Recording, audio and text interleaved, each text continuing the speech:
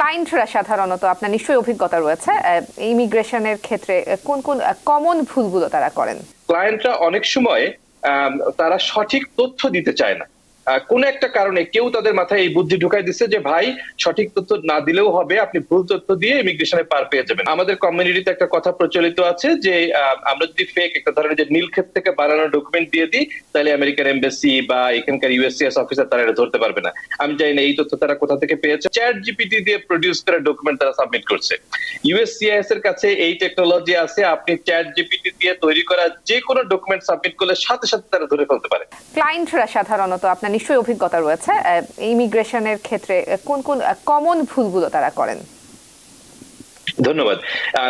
এবং ক্লায়েন্টরা অনেক কমন মিস্টেক করে এবং ক্লায়েন্টের মিস্টেকের কারণে অনেক সময় আমাদের সময় নষ্ট হয়। মানে আমাদের সময় নষ্ট বলতে হয় যে আমাদের যারা ক্লায়েন্ট তাদেরও সময় নষ্ট হয়।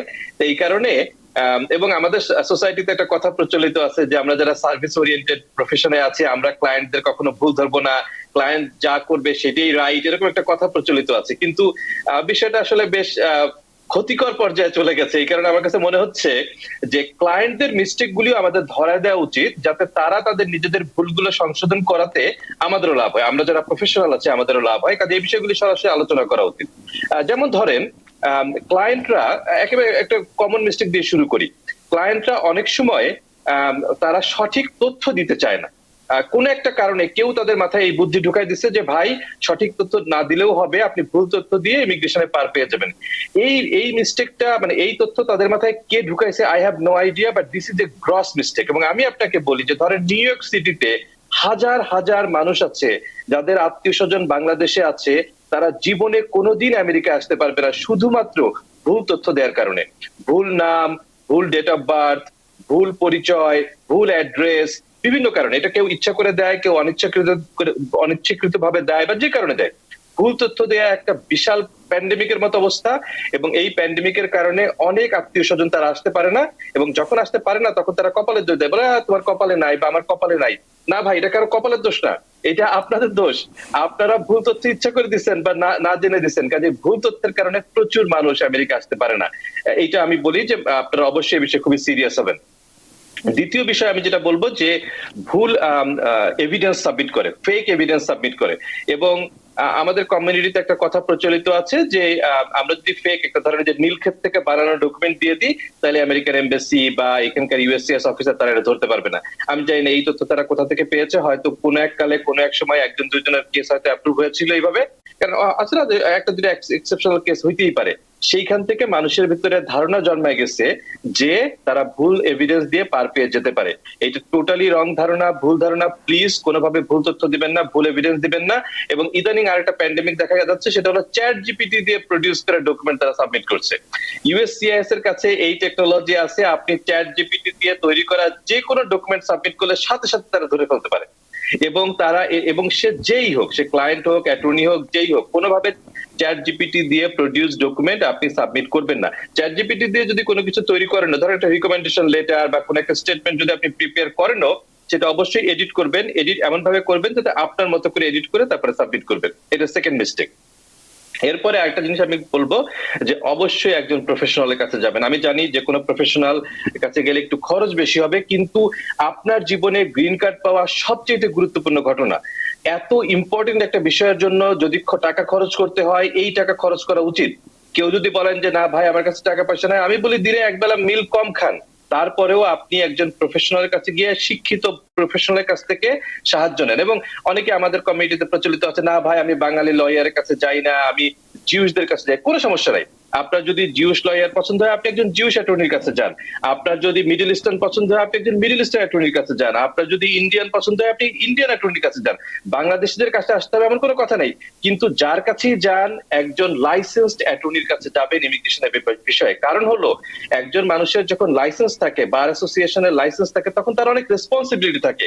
সে চাইলেও অনেক কোনো খারাপ কাজ করতে পারে না, চাইলেও ভুল তথ্য দিতে পারে না, চাইলেও ফেক এভিডেন্স সাবমিট করতে পারে না। কিন্তু আপনি যদি এমন একজনের কাছে যান যার কোনো লাইসেন্স নাই, যার কোনো সেফ গার্ড নাই, যে অথরাইজ না, যে জানে না বিষয়গুলি, তখন আপনার তো ক্ষতি হবেই, তার নিজেরও ক্ষতি হবে, আপনার ভয়ঙ্কর ক্ষতি হবে। এবং এগেইন আমি নিউ ইয়র্কে মাঝে মাঝে যাই, আপনিও থাকেন নিউ ইয়র্কে, আপনি দেখবেন যে অনেক মানুষ আছে 20 বছর 30 বছর নিউ ইয়র্কে থাকে, তারা আনডকুমেন্টেড, এবং এই যে মানুষগুলি 20-30 বছর ধরে আনডকুমেন্টেড, তারা যখন প্রথম এসেছিল, তারা যদি একজন অ্যাটর্নির কাছে যেত বা এই বিষয়ে যারা এক্সপার্টের কাছে যেত, আজকে তারা আনডকুমেন্টেড থাকতো না। অধিকাংশ কেস ভালো করে সাবমিট করলে হয়তো অ্যাপ্রুভ হইলেও হইতে পারতো। এইটা একটা মিস্টেক। আরেকটা বিষয় হলো, আপনি যখন অ্যাটর্নিদের কাছে আসবেন, প্লিজ অ্যাটর্নিদের কথা শুনেন। আমরা অনেক ক্লায়েন্ট পাই, তারা আমাদের কথা শুনতে চায় না। আপনাদের সাথে কাজ করা শুরু করতেছেন, এরপরে আমি যখন কোনো কথা বলি আপনি আমার কথা শুনেন না। এইভাবে হবে না। আপনি একজন অ্যাটর্নি পছন্দ করেন, পছন্দ করে তার কাছে যান এবং তার সব কথা আপনি শোনেন। সে যখন আপনাকে একটা অ্যাডভাইস দিচ্ছে, আপনার কাছে একটা ডকুমেন্ট চাচ্ছে, ইনফরমেশন চাচ্ছে, প্লিজ দেওয়ার চেষ্টা করেন। কারণ অ্যাটর্নি হায়ার করার পরে আপনি যদি তার কথা না শুনেন, এতে আপনার কোনো লাভ নাই। আমি জানি না এই কনসেপ্ট কোথা থেকে আসছে, অনেকেই মানে কথা শুনতে চায় না। This is not right. আরেকটা বিষয় হলো, খুব তাড়াহুড়া করে। এমন অনেক মানুষ আছে, ধরেন গত 8 বছর 10 বছর ধরে একটা কেস করে নাই, এতদিন তারা আনডকুমেন্টেড ছিল, যেই আমাদের সঙ্গে কাজ করা শুরু করে এরপরে তাদের দুনিয়ার সব তাড়াহুড়া এসে পড়ে 2 দিনের ভিতরে সাবমিট করতে হবে, 3 দিনের ভিতরে সাবমিট করতে হবে। আচ্ছা, আমার পয়েন্ট হলো, আপনার তো উদ্দেশ্য হলো গ্রিন কার্ড পাওয়া, বা আপনি যে অ্যাপ্লিকেশন করতেন সেই অ্যাপ্লিকেশনের অ্যাপ্রুভাল পাওয়া। আপনার যদি 2 দিন দেরি হয়েও 3 দিন দেরি হয়েও যদি সঠিক অ্যাপ্লিকেশনটা সাবমিট করতে পারেন, এটা আপনার জন্য ভালো। 2-3 দিন ওয়েট করেন, 2-3 দিন কোনো সমস্যা না। আপনি 10 বছর ওয়েট করতে পারছেন না, 3 দিন ওয়েট করতে পারবেন না। একটু ওয়েট করেন, ভালোভাবে অ্যাপ্লিকেশন সাবমিট করলে অ্যাপ্রুভালের চান্স বেশি হয়। যেমন আমি আমার এক্সপেরিয়েন্স থেকে বলি, যে কোনো কেস, এবং এটা শুধু অ্যাসাইলামের জন্য না, যে কোনো কেস আপনি যদি পার্টিসিপেট করেন, আপনি যদি অ্যাটর্নির সঙ্গে পার্টিসিপেট করেন, অ্যাটর্নির কথাবার্তা ঠিক মতো শোনেন, সঠিক তথ্য দেন, সঠিক এভিডেন্স দেন, কেসের অ্যাপ্রুভালের চান্স বেড়ে যায়।